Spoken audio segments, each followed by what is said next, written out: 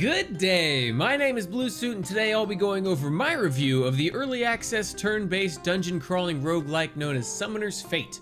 In Summoner's Fate, you play as one of 8 unlockable summoners as you dungeon crawl your way through 3 currently playable chapters, defeating mythical bosses and collecting cards to summon and battle. Joining you on your journey is a magical tortoise who manages your deck and eventually transports you to a strange prismatic dimension where your run terminates and you start over. Most progression in Summoner's Fate is lost at the end of these runs, but there are a few things that do carry over. For starters, there is a small roster of different playable summoners that you can unlock by completing specific in-game achievements. Some are much harder to unlock than others, but each one feels super unique in how they play.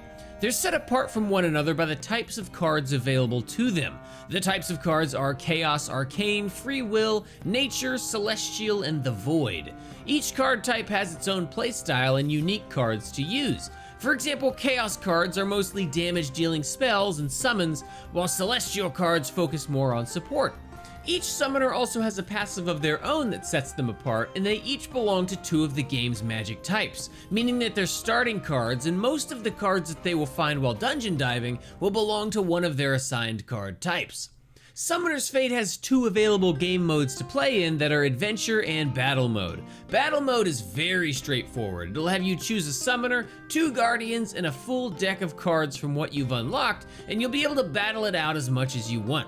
In the current state of the game, there aren't really too many rewards to gain from battle mode though, and fighting battle after battle without any real structure or incentive does wear thin quickly.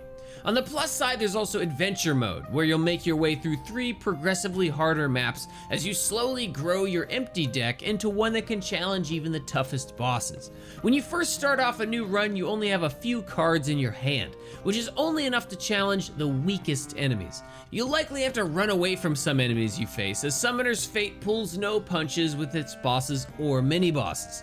New players will initially find the game pretty unbalanced until they learn to only challenge these threats once they're playing with a more full deck. On top of finding new cards, you can also recruit helpful guardians that act as permanent backup characters to your summoner.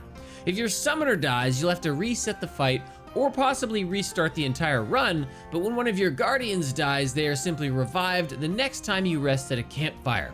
It's vitally important that you save these limited campfires for when you need them too, because using cards sends them to your discard pile, rendering them unusable, and the only way to bring them back is at a campfire. In combat, Summoner's Fate is a turn-based tactical RPG where you can cast spells with the cards that are in your hand. These cards generally provide units that you can summon, support for your team, or direct damage to the enemy. What makes the game really fun and addictive is in how you can create decks using cards that work well together. The easiest example of this are Marauder cards. Within the Chaos Magic type, there are Marauder cards. The leaders of these cards, like the Marauder Warlord or the Medalist, gain bonuses when other Marauder cards enter the battle. This can lead to decks that pump loads of stats into a single Marauder character, who then goes on to slaughter the enemy team. Another really good example is how nature cards use poison damage. In Summoner's Fate, poison damage stacks up really fast, so having a pair of green dragons poisoning the entire enemy team can wipe them out super quick. The biggest problem though is that because you don't get your cards back at the end of a battle, it can be really tough to build these kinds of dream teams and then actually have them available to you when you need them.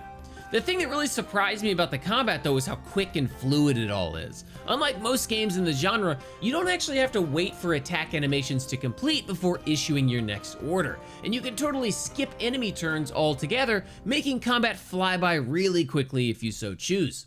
Summoner's Fate does, however, suffer from some early access woes though that do hold it back in a few ways. For starters, there are definitely some quality of life issues that I hope to see get fixed soon. For instance, you can't rebind any of the game's controls, and a lot of the UI is still pretty clunky until you get the hang of it. Also, the maps are super basic, and there's really only 3 different variations, making runs almost indistinguishable from one another. Fortunately, there is a nice cast of bosses to mix things up, but if it weren't for that, all of the runs would feel nearly identical. These maps are off to a really good start though, as maps are littered with shops and enemies and RPG interactions, and even have a nice little fast travel feature that comes in handy.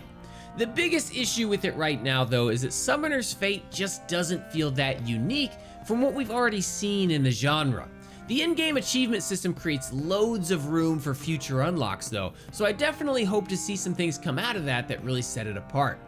You can pick up Summoner's Fate today on Steam, but as of the time of this review, a price hasn't actually been announced. But there is definitely a fair bit of content here if you're intent on unlocking all 8 summoners. The battles are smooth and there are already over 300 available cards to collect, so there's no shortage of stuff to do. But many players will find it rough around the edges as it wrestles its way through these formative stages of early access. So I'm valuing Summoner's Fate right at $15, and I definitely recommend it if you're a fan of the genre who's looking for something familiar.